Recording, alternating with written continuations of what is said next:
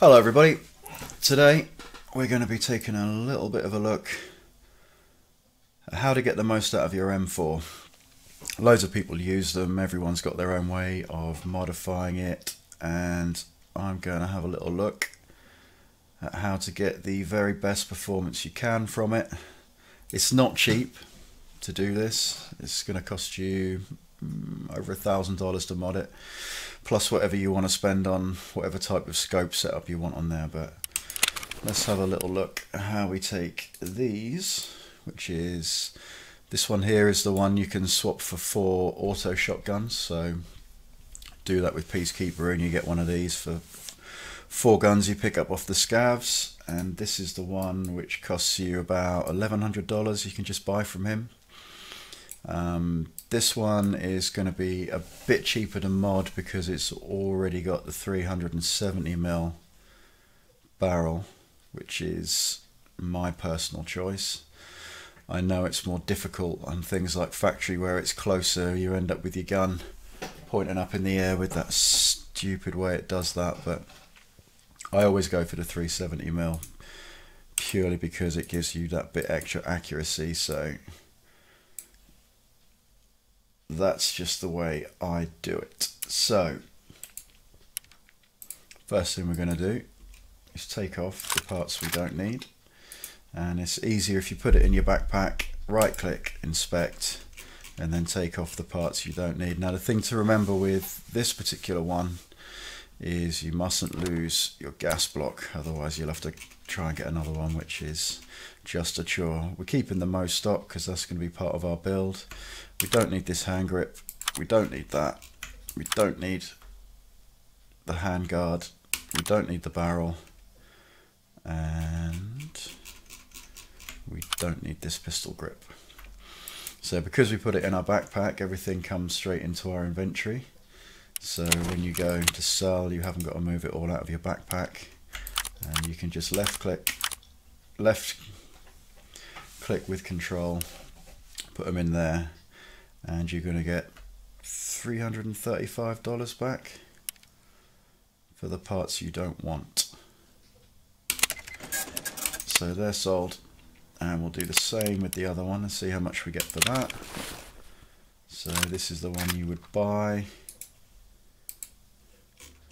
and we are gonna change the stock. We don't need the sight, we don't need that, or the rear sight, or the handguard.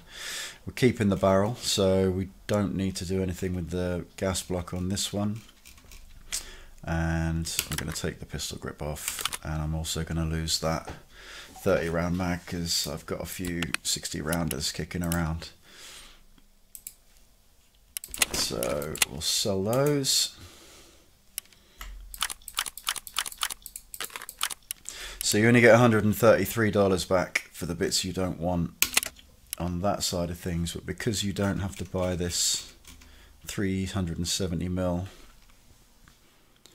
barrel, then you haven't got to outlay nearly $400 on that. So it's going to cost you about $200 less to do the one you buy than the one you can trade for shotguns, but it's still going to be an expensive gun to do. So let's buy the parts we want. So firstly we want a, now hang on, before we do that, let's take a little look at 2 very similar looking guns. So this one here is one I picked up off a player. He was pointing that at me, bad move. And this one is one I've done, and as you can see they look very similar guns. They've both got the 370mm barrel on, and to all intensive purposes you wouldn't think they'd perform any differently, but I can assure you they do. And when you look at the recoil, which is what we're mainly aiming to bring down, the recoil here, just to use as a bit of a guide, where it says muzzle velocity, it's coming past the end of the Y in muzzle velocity, but on my one it's coming down sort of between the O and the C, so that's quite a chunk of extra recoil from a very similar looking gun.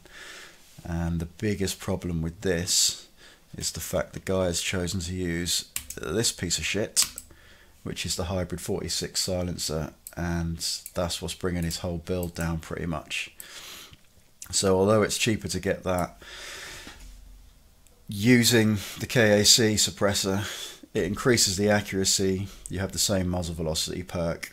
It gives a lot less recoil, so it's not going to kick as much and it's going to be more accurate. So there's just no, it's a false economy to try and use these hybrids, because I just find them to really bring the gun down.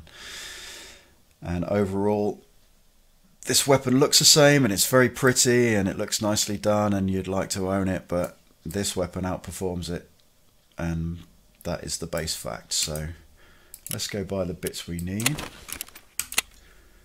from the lovely Peacekeeper. So we're going to be going with the KAC silencer setup as we just discussed, because the hybrid is a pile of shite. So I'll do both guns at the same time. And then we want the KAC NT4 silencer to go on top of that. We've already got a Mo stock on one of ours. You can save yourself some money if you're not bothered about the colour. You can get the cheaper ones from Peacekeeper. I think Skier does them as well, unless it's changed. He does the black ones. It's another $20. So we're going to go for economy on this one, and I'm going to have a nice grey one because I like them anyway. So we've already got one, so we only need one of those.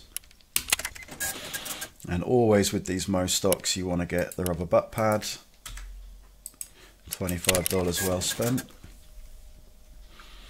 And we're going to need one of these 370mm barrels, because one of our guns already came with one, so we'll take one of those as well.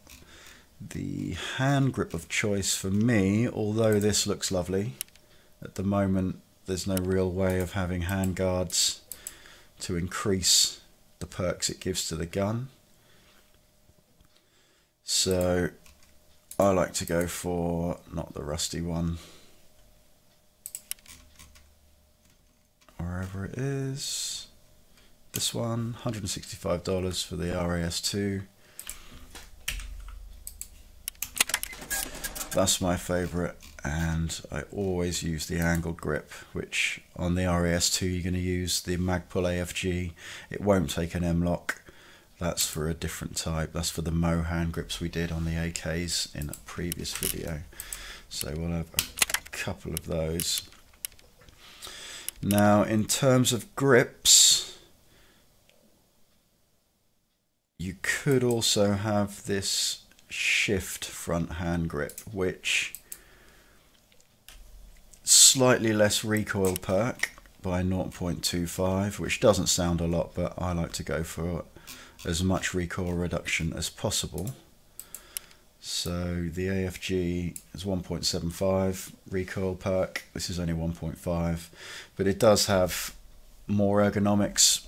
It comes down to personal choice, really. It's more expensive, it weighs a little more, and I just prefer to go with the AFG. So that's going to be your choice to make. The hand grip, the only real choice is the Growl, as it does have the most ergonomic perk of all the different grips you can get. So I generally tend to go for those, and it looks cool as well. So you then choose what type of scope you want to put on there. I am generally a Bravo fan, so I go for the Bravo. It's expensive, but if you want to go for short range, you like these, you like these, you like those, whatever you want, you buy whatever you want. So we'll leave the scopes off for now. And to mod them, it is as simple as drag and drop. You don't have to go into modding and then try and select the different pieces you want to put on like that. It's just drag and drop. So we'll get the barrel in. Don't forget to put your gas block on, the one you put the barrel for. And then on with the adapters, on with the silencers. This one needs its Mo stock, the other one's already got it. On with your rubber butt pads, hand grips, foregrips, and I neglected to take off the pistol grip on that one. We'll change the pistol grip, and there you have it, two fully modified M4s. beautiful looking things, and you can then drop in a 60 round mag if you've got any. If you haven't, I'm going to do 2 different types of sights. So I like a long range, so I'm going to go for a Bravo, and I'm going to go for a Hammer. I hate this cell can sight with a passion, and these long range ones, they're just not for me, but again, that's personal choice. To go with the Hammer, I'm going to get the Leopold. So a Hammer and a Leopold's going to pull you in at about $430. The Bravo's $500 on its own, and then you'd need to go to Skier and get whatever you want to stick on the top of it. I like the PK06, so that's another 10 grand, so it's not cheap. I'm going to put the Bravo, PK06, Hammer, and the DPD, and there's 2 very capable weapons to go with these 2. And again, the very subtle changes has made a very big difference to your recoil, your base accuracy. This gun is more accurate, it's got less recoil, and is by far the most effective of the 2 weapons, even though they look very similar. So I hope that's helped. I'm sure all you pro players out there, you know a lot more about it than me, so I'm just trying to help out some people that maybe need a little bit of guidance. And that's about all we've got for you today. I'll see you on the flip side.